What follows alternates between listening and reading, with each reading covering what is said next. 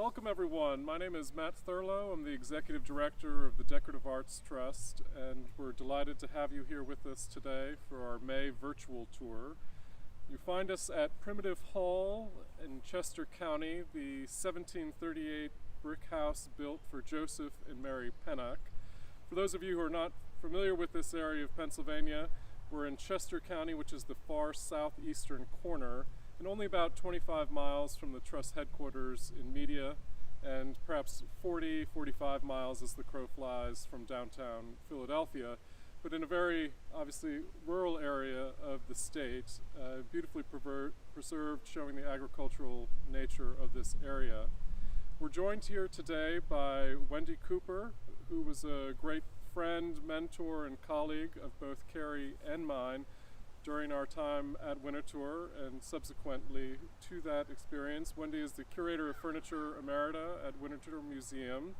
And many of us learned of Primitive Hall for the first time in 2011 with the publication of Wendy's groundbreaking book and exhibition, Paint, Pattern, and People, The Furniture of Southeastern Pennsylvania, 1725 to 1850, which she produced with Lisa Minardi at Winterthur.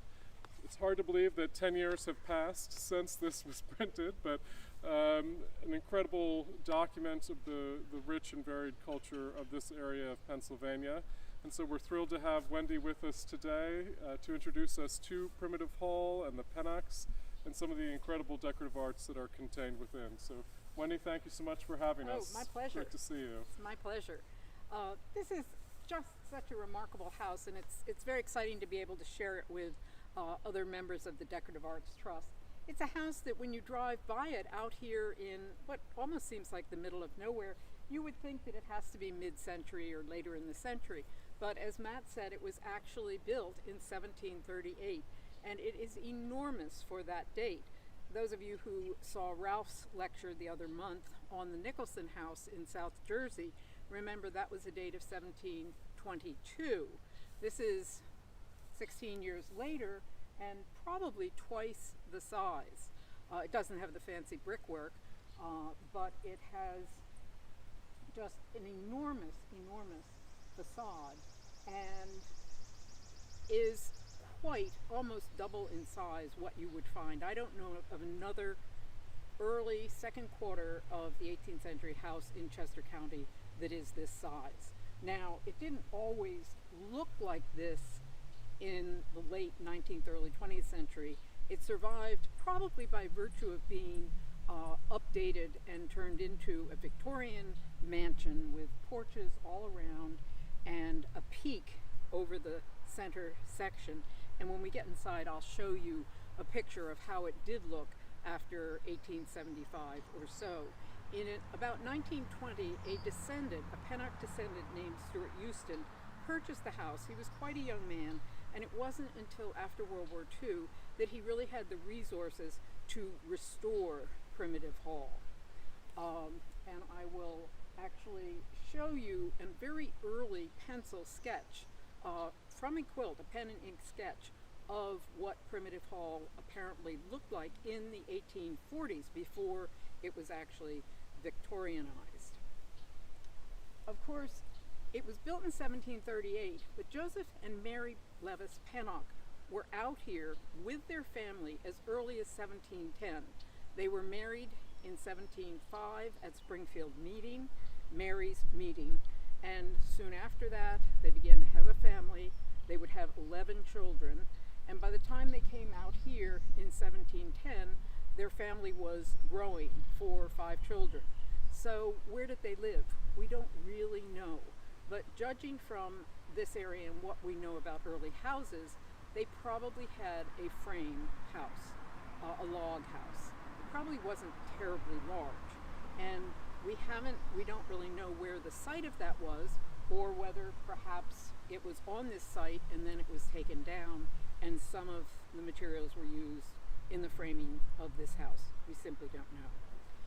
But let's walk inside. We're going to look at the interior, but we're also going to look at furniture. Some of the original furniture that has survived in the house. There are actually 8 wonderful pieces representative of Chester County furniture that we know either never left the house or have come back to the house through descendants. Also Flemish bond, like we saw at the Nicholson Yes. house for the brick nerds among you. Yes, and a With nice the- water table. And then the pent roof above, which was missing from the Nicholson house, but was a common feature of early brick dwellings in this area of Pennsylvania. And the wonderful cove, all of that having been restored, taking away the Victoriana of the house. And as you'll see in the photograph I'm about to show you, this 15/15 lights in the 19th century were 2 big panes over 2 panes. With incredible fenestration along the front facade. Massive house. I can only think that what Joseph was saying, and Mary too, was we are important people. We're really important. He was a justice of the peace out here. He was elected to the Pennsylvania Assembly many times. So he was a significant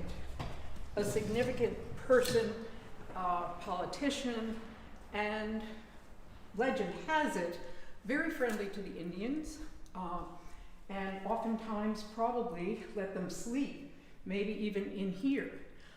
Notice that this great wide hall makes a statement in and of itself with an enormous staircase and beautiful, beautiful turned balusters up the staircase. I can only think that the reason this is a brick, sort of indestructible front hall is because this was the country. People were coming in with muddy boots.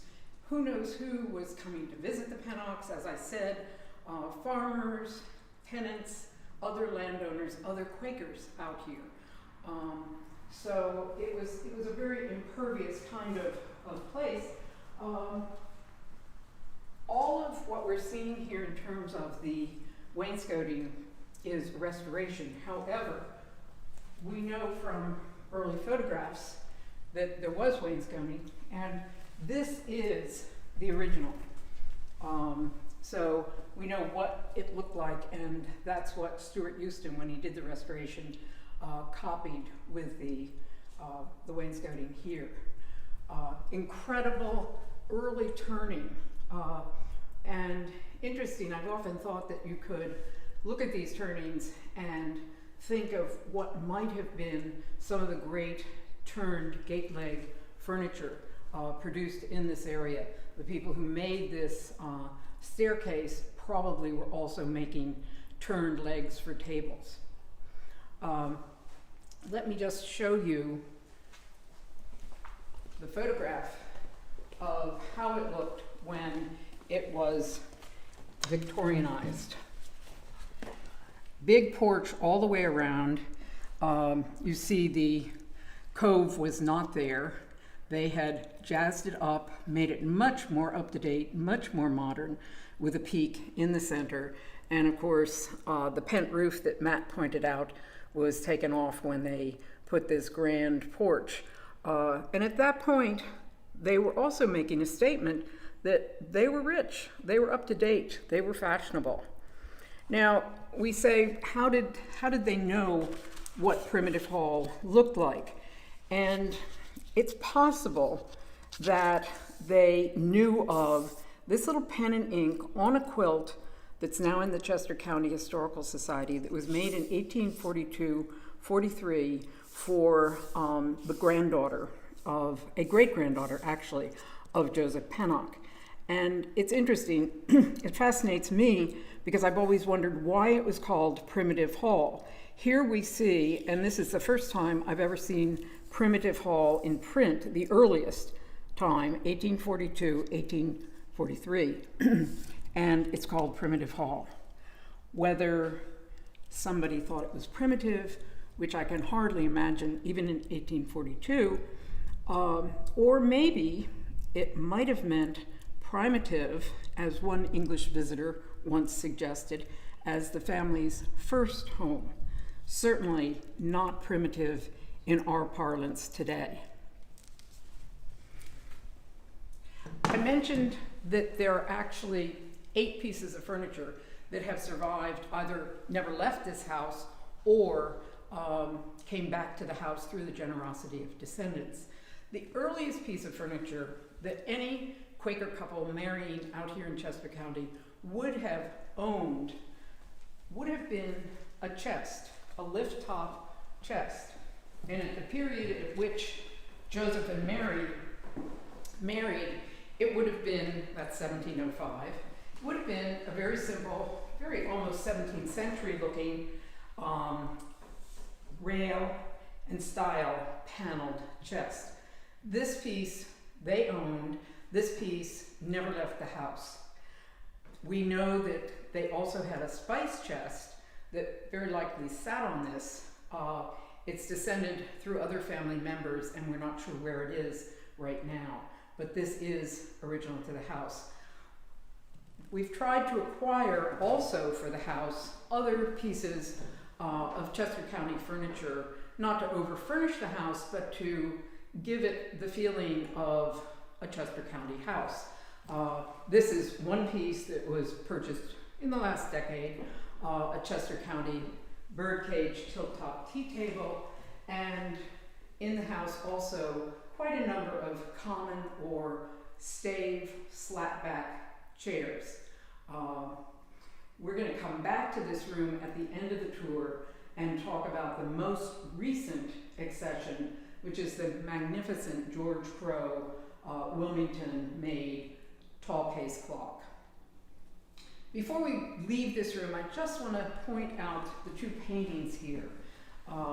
They are of a great-grandson, Caspar Wister Pennock, who became a doctor in Philadelphia and lived in Philadelphia with his wife, Caroline Morris Pennock. And we will talk a little later about Caroline, who was descended from the Wister and Morris family. Her mother was a Wister, and they had one child, and they're very important to the Pennock history because Caroline became more or less a biographer or the ancestral historian for the family. And there are volumes and records that she compiled and that her daughter compiled that are now held at Winterthur Museum, along with two important silhouette albums that she compiled that are owned by Winterthur Museum. Now, another important piece of furniture that came into the house and has a nice history, an interesting legendary history, is this great walnut gate-leg table. And one can understand, given the heft of it and the size of it, why it never left this house. It appears in, along with several other pieces of furniture, in an early article in the 1940s by Clarence Brazier in Antiques Magazine. The legend on this table that isn't disputed or isn't verified at this point is that it came out of the original Chester County Courthouse in Chester along the Delaware River. That's a courthouse, wonderful stone building that was built in 1723, 1724. The table is a little bit of a puzzle. If it came out of the courthouse, we're not quite sure how it was used, but in looking closely at it, you can see that the two turned gates are not identical. They're different turnings. The gate on the far side there does match more consistently to the turnings in the center portion of the table.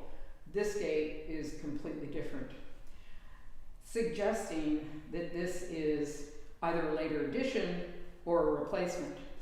I believe that it's an addition because one detail on this table that's very interesting is this beautiful finished molding that's tapered here and shaped across, got notched out there when they put the additional gate, but that suggests that that side of the table was finished and that there was only one drop leaf, which would have been very unusual, but if it was purpose-built for a courthouse, And the judges maybe sat there and plaintiffs came up here. We just don't know. But the fact is, it's a very, very early base. It was here from the beginning, and maybe eventually we'll know more about it. Also in this room are 5 Wainscot chairs that are original to the ownership of Joseph and Mary Pennock. The 2 armchairs on either side, either corner here, very strong, very, very distinctive Chester County forms. Really, it's very difficult sometimes to associate any of these Wainscot chairs with specific people, specific families, but here we have ones that at least one of them remained in the house. The other one came back within this century from a descendant, actually, in Montana. And 3 of the Wainscot side chairs on the other side of the room are all known to have been owned by the Pennocks. 2 of them having come back from a descendant and 1 having never left the house.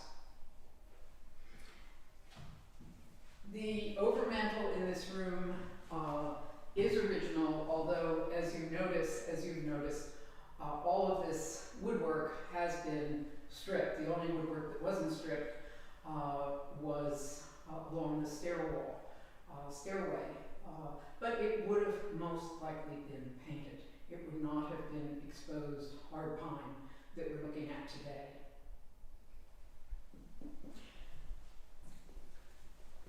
Let's go on across the hall to a room that appears to be the most ornate in terms of the woodwork.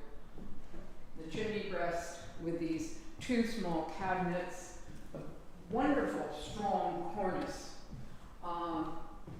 and the fact that this is the only first floor room, the only room in the entire house that has a fully paneled chimney breast, begs the question, was this a very special room? Was this perhaps their special parlor?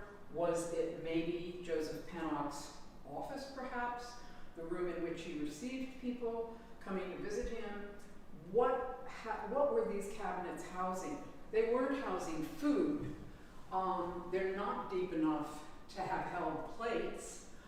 Could they have held small quartetto books? We just don't know, but this is special. This particular door is a replacement. This door is original. Maybe eventually letters or something will come to light that will tell us more about the use of this room.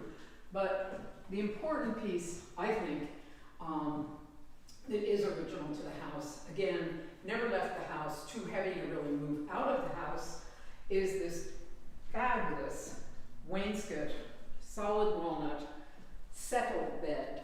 And I call it a settle bed because it morphs into a bed. Carrie's going to show you that there are little latches here, just simple iron latches that flip up, and then the front portion folds forward so that these panels would be on the floor. The leather seat would be vertical, and you have a little box that you could throw a pallet in, a corn husk mattress, or something like that. And you have an extra guest, you don't have enough bedrooms upstairs, enough beds upstairs, somebody sleeps here. It is a Chester County form that we find listed in Chester County and in Chester County inventories, settle beds. Not all settles morph into beds. Not all of them were made to be fold-out beds, but many of them were, and they are noted in inventories. There's one fabulous one at the Chester County Historical Society that actually has inlaid initials of the original owners. Through the kindness of the Kaufman Americana Foundation, we were able to add on loan this wonderful English looking glass. We do have a note in Joseph's partial inventory that he had a looking glass. We didn't have any. This is certainly of the period, and it's a wonderful, untouched English sort of second quarter of the 18th century looking glass. It's original backboards, etc. Some of the furniture was purchased by Stuart Euston over the years for the house, and these are English caneback chairs, not certainly inappropriate because it's the kind of furniture that he could have bought in Philadelphia that was imported from England, and he had the resources and would have wanted the most up-to-date things in the first few decades of the 18th century. The house has been fortunate to have a number of things given by descendants, and one of the pieces that came back a few years ago from actually descendants with the last name of Pennock. In fact, one of them was Deborah Pennock, the other was Christopher Pennock, 21st century Christopher Pennock, but this Chester County tall chest inlaid with initials and a date.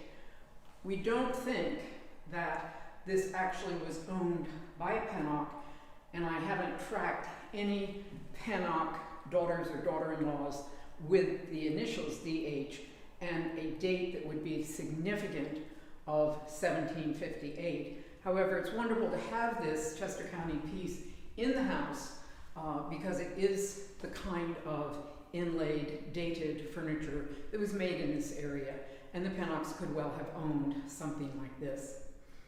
This room is actually a room that we use for video presentations and little lectures if we have a small group of folks here.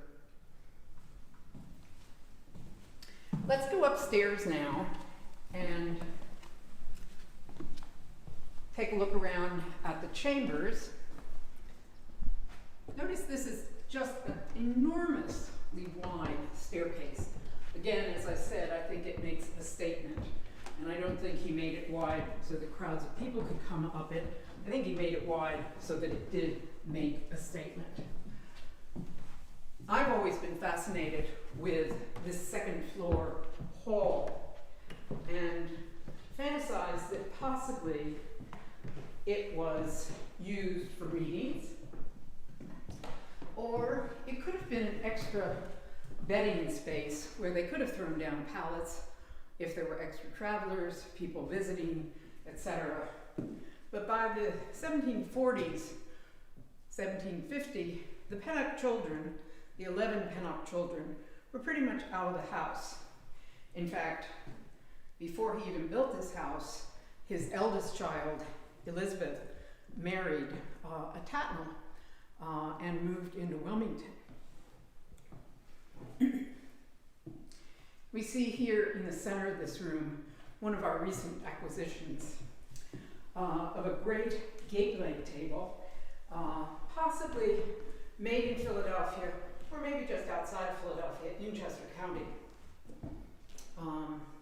We have tried, as I said, to add a few things to the house, not to over-furnish it, but to make it more Chester County and to kind of put pieces here that Joseph might have had. Again, more slat-back chairs, drop-leaf table of the late 18th century.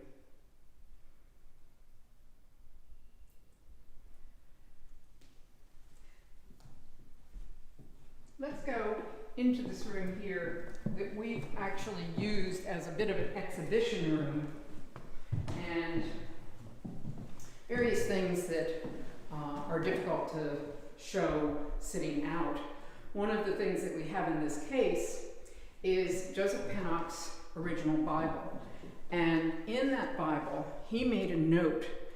And the reason we know that 1738 is the date this house was built, since there is no date stone or inlaid bricks that say 1738. He says, the 19th of the 9th month, 1738, the same year I built my new house. So he's actually documenting the year he built his new house. In these cases, we have some pewter that has come back to us through descendants, the James family, Barbara James Stonestrom, several plates that actually have the initials Levis and Ruth Pennock. Levis was the youngest son who inherited this house from his father, Joseph. Ruth was Levis's wife. And some silver spoons that were owned by grandchildren, a powder horn that was owned by a Pennock descendant, and a wonderful damask napkin that has the embroidered date 1776 and was also owned by a granddaughter who was married in 1776 to a Passmore. Probably Irish linen, we're not sure. I mentioned that we were trying to add furniture that was Chester County, and I just point out this Chester County daybed, the characteristically chunky turned legs and nice, simple splats, vertical splats or banisters across the back. This was a recent accession from an auction a number of years ago. This case features a number of things that are associated with Caroline Morris Pennock, the woman I introduced you to downstairs in the front parlor. The little pocket there associated with that family, made from an earlier piece of damask, probably a petticoat, wedding slippers, and you can see on the other side, I think Carrie's going to move around there, some brilliantly colored Berlin work patterns that Caroline made. Caroline, as I mentioned, only had one child. She became sort of the historian of the family and clearly had a lot of time on her hands. There is also in this case a sampler by a Pennock young woman who was attending Westtown School. A number of the Pennock women attended Westtown, a Quaker school founded in, I think it was 1799, and by the early 19th century, well established, and a number of Pennocks studying there. Since we mentioned Caroline Morris Pennock again, I just want to take a minute to show you her dollhouse that was given courtesy of a descendant.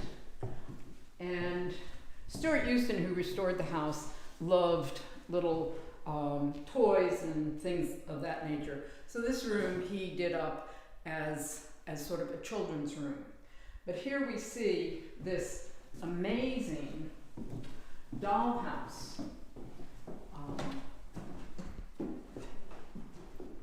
with Victorian furniture, although Caroline was born in 1811. She had twin sisters born in 1813, and she used this, but then her daughter also used it, and I suspect the reason it has as much Victorian material in it is that her daughter, they updated it for her daughter.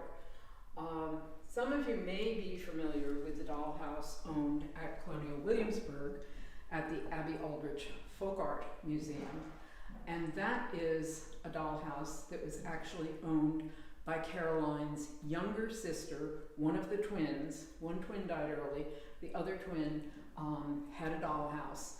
And that actually is rather remarkably preserved with all of its seemingly early furniture at Colonial Williamsburg. And the portraits in this room of children,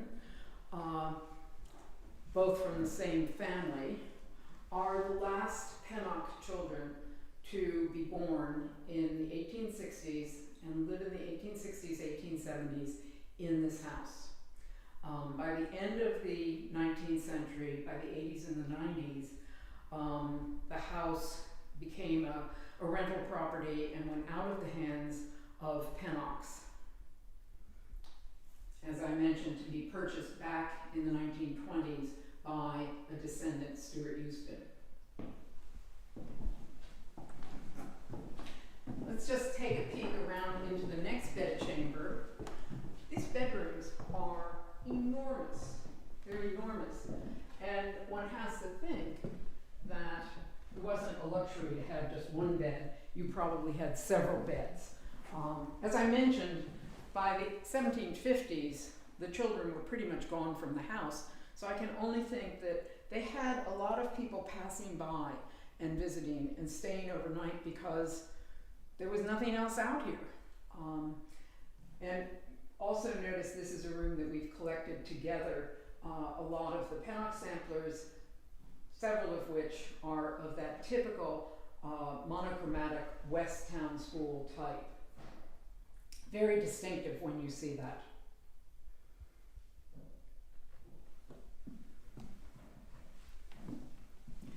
Now directly across the hall, one of the really nicely preserved pieces is this magnificent 1840s quilt made by Pennocks with little, it's almost an album quilt, although I know that term is used with Baltimore, but it was made by a group of friends who each one of them had their name written in the circle and maybe a little ornament of some type, some fancier than others. This is really a remarkable survival.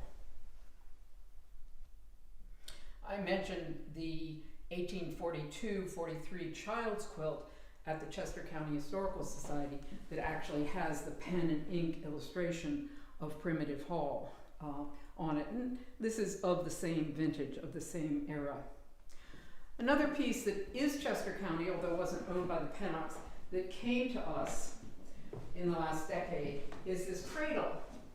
It came out of a house in the Nottingham area of Chester County, part of which is also Cecil County, Maryland now. But it came out of a house that was owned by descendants of the cabinet maker Jacob Brown. Some of you may recall that Jacob Brown's tall case clock that he made the case of was featured in Paint, Pattern, and People. So I believe that this is a cradle that Jacob Brown probably made for his own family. This is a couch, or so-called daybed, that has been at the hall for many years and probably was purchased by Stuart Houston because it's the kind of thing that would be appropriate. We believe that it's probably English, maybe New England. We acquired the Chester County one because we really wanted an example that was more local and spoke to local traditions. A nice tall chest from the early 19th century, Chester County, with a big square bonnet drawer, and then a very narrow either document or for delicate laces or things that you wanted to just lay flat and not put anything else on them. Let's go on back downstairs because I want to tell a really remarkable story about our most recent accession, Joseph's tall clock.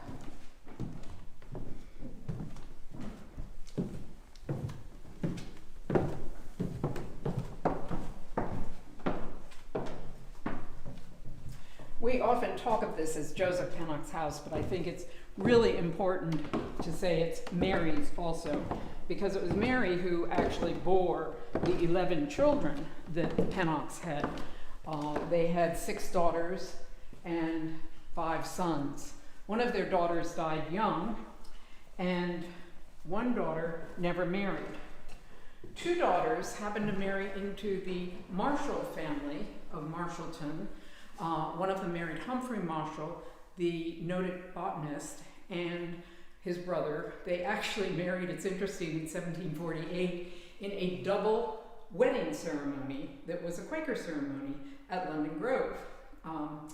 They didn't have any children. Another daughter married but died in childbirth. So it was the 5 sons that really kind of got the ball rolling with a lot of Pennock descendants. I think I mentioned a while ago that the oldest daughter, though, Elizabeth, had married a Tatnall. So there are Tatnall descendants that are really Pennock descendants. But I wanted to talk more about this great tall clock that came to us only about 4 years ago. It has been conserved. We never knew about this until it was sent east by a relative, a descendant, who had given us several Wainscot chairs, a descendant who lived in Montana. And inside this tall clock, there is a piece of paper that documents, and I don't know, Carrie, this may just shine because it has a little plexi over it, but it details the descent of this clock through the Pennock family and into the hands of Elizabeth Vaughan, who is the descendant who gave it to us. What is very interesting and what sort of nails the fact that this was in the hall is that there's a little line here that notes that during the Revolution, the weights of this clock were buried under the bricks of the hall. I take it to mean under the floor, the bricks of the central hall floor. This clock has had a really varied history, or at least a great travel history, in that it was here at the hall, and then I believe it probably moved to a Victorian house called Terracina in Coatesville, where later Pennocks lived. And then it went to Baltimore, where it was owned by Elizabeth Vaughan, our great donor, by her mother and father. Her father was a Pennock. She was Elizabeth Pennock Vaughan. And from Baltimore, it then went to Utah, and then it went to the West Coast. And then it came back to Montana, and then finally it came back to Coatesville. So you can imagine that with all that travel, it had a hard life, and it needed a little bit of work. So through the kindness of Winterthur's conservation program, and Mark Anderson, and a wonderful student he had several years ago named Yang, who is now back in China, they did some very subtle but excellent conservation on the clock. The movement is, as you can see, a brass movement with cast pewter spandrels, a silvered chapter ring, and a boss up above that says George Crowe, Wilmington. George Crowe, Wilmington clockmaker, made this probably, we think, in the 1740s. He was working by the 40s. So this clock was made for Mr. and Mrs. Pennock's new house, their 1738 grand house. I had always thought that if Joseph Pennock's clock turned up, that it would be by Peter Stretch. Of course, Peter Stretch is a great Philadelphia clockmaker name, and in fact, Mary Levis's brother, Samuel, was married to Hannah Stretch, Peter's sister. So through marriage, there was, Peter Stretch was related to the Pennocks. But no, we get a Wilmington tall clock, which isn't that unusual because actually Mary Levis Pennock's sister, Elizabeth, married a Shipley. And that Shipley was one of the founders of Willingtown, or Wilmington, Delaware. So there were a lot of Wilmington connections also.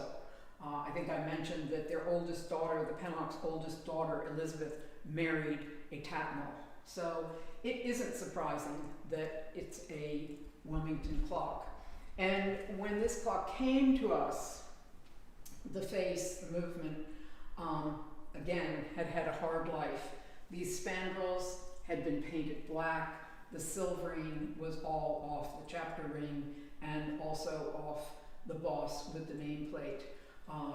Thanks to Don Fenimore, a wonderful genius, he cleaned off the spandrels and recast the missing pewter parts, and then put a coating, a gold-like, to look like fire gilding, a coating, lacquered coating on the spandrels.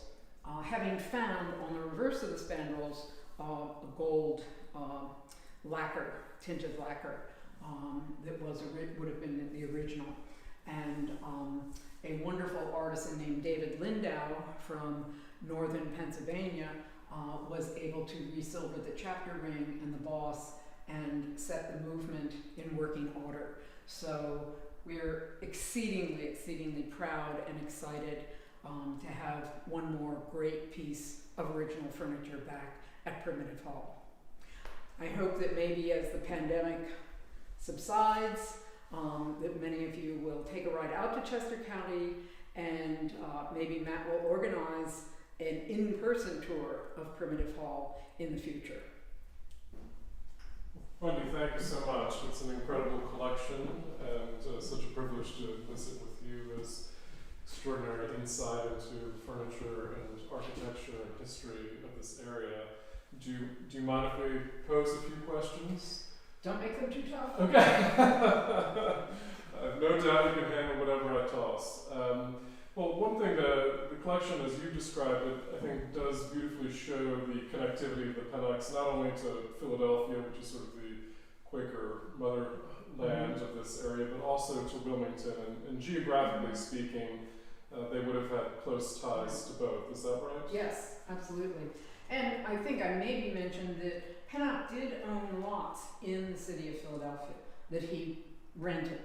I don't believe he ever, well, we don't know if he ever actually occupied a house there himself, or if when he went in for assembly meetings, he possibly boarded somewhere.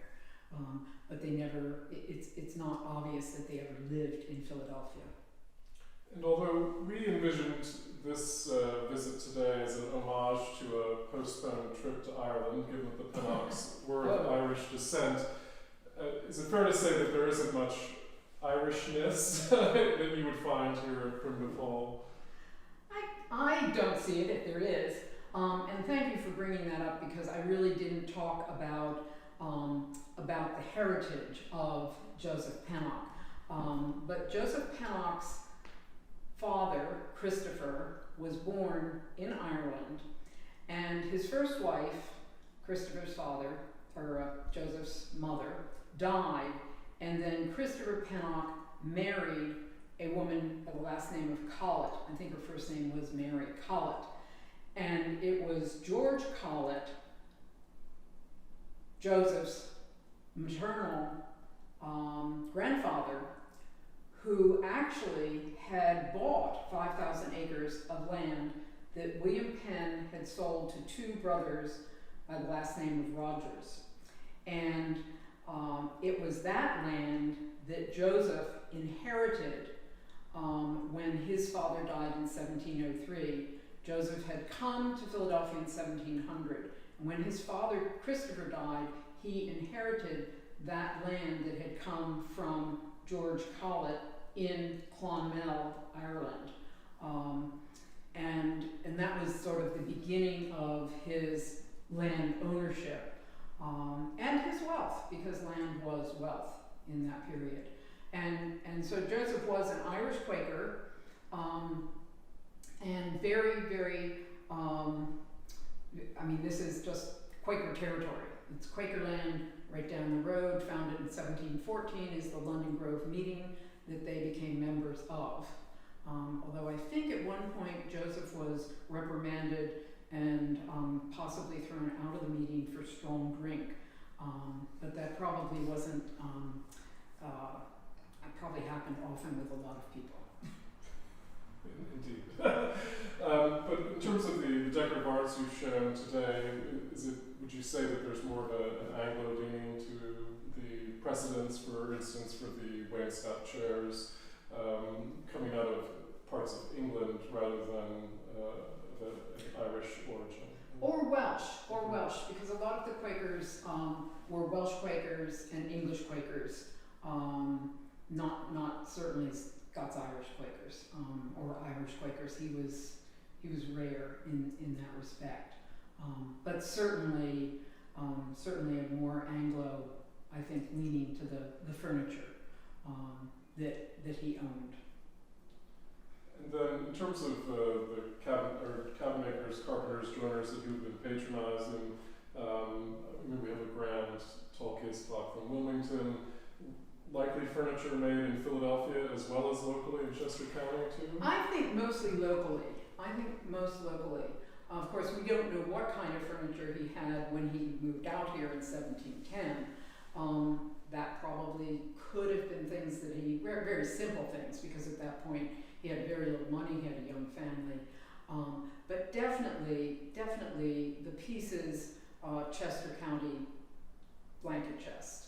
I failed to mention that even though the works are by George Crowe of Wilmington, Mark Anderson and I, who looked very closely over a long period of time at this case, believe that it was probably made out in the county, out in this area. It's possible that it could have been made in Wilmington, and actually we've tracked quite a good handful of cases, all vary on George Crowe, that George Crowe movements sit in. And there are certain distinctive things about this case that suggest it was probably made out here. The 3 vertical panels across the bottom, unusual to have 3 panels. The very simple top, and there are a couple of things that we left the way they were, but we don't think that they were that way originally until we know more, until we see a closer precedent for this case that's intact. But we definitely believe that it probably came from this area. And there certainly were competent, if you think about the casework, the line and bury work that was being done in Chester County, lots of competent craftsmen out here. And then when we think of the wainscoting chairs that you showed in the room across the hall, can you touch again upon the interconnectivity between house joiners' work and the sort of frame and panel construction of those chairs? Are those allied trades, the same craftsmen doing both? Do you have a sense? Well, I think certainly when you get to framed things like the rail and stile chest and the framed chairs, it could have been with turned legs. It could have been people who were doing both, or people could have been buying turnings from a turner, like the turner who did those magnificent banisters up the staircase. He could have been turning legs for tables. He could have been turning, and there could have been a lot of interface amongst craftsmen, particularly in an area where there were able craftsmen, but they had to exchange skills. They had to share skills to put everything together. But now, while the corner cupboard behind you is not original to the house, again, it's a piece of architecture, and it very likely could have been almost built into the house it was made for originally, because it could have had a cornice that continued right around. The dimensions of these rooms are remarkable for the period also, particularly when you see a massive corner cupboard like that would have been massive in and of itself, and then you put it in a room that, I'm not sure how tall these ceilings are, but they have to be 12 or 14 feet, I suppose. For a sense of perspective, for those of you watching, so I'm 6'1", so this has to be 8 feet, and then the ceiling height it might be 11, or? Well, maybe 11, yeah. 11, yeah. But no, it is just incredible, and another great reason to come to visit in person, because because although you can sense the environment here and the light cascading through these extraordinarily scaled windows in this grand house, it is extraordinarily impressive, but also unique in many ways. What we don't know is, short of using that little ink drawing, pen and ink drawing that was on the quilt of Primitive Hall, if you could see the fenestration, the number of lights, why did they choose 15 over 15 when this house was restored? It may have been that they took the standard size of an early pane and they figured out, well, it had to be 15 over 15 to use that size of glass. I made the statement at the beginning that Joseph Pennock was 61 years old when he built this house. His wife was still living. She died about 8 years later in 47, I believe. But this was a statement of, I think, coming into his own as a very significant person out here. And he lived to be 94. He lived a good long life. And then his son, the house was left to his son, Levis. But he was primarily a landowner. This would have been agricultural land, but you expect mostly likely let out to other farmers to use? Yes, probably, but he probably had farmed a certain amount of it himself. We don't know the books that he had. One of his grandsons, George, I know, had a book, early 19th century book on farming. It's actually at the American Antiquarian Society now. So he, as his sons matured, he gave them land, he gave them acreage to farm. Well, I hope everyone will have a chance to come visit in person, and we're grateful for your time today and the Primitive Hall Foundation for allowing us to visit. And it's incredible for a small historic house museum to be continuing to add to the collection in such meaningful ways. Yeah. And I'm sure they largely have you to thank for that.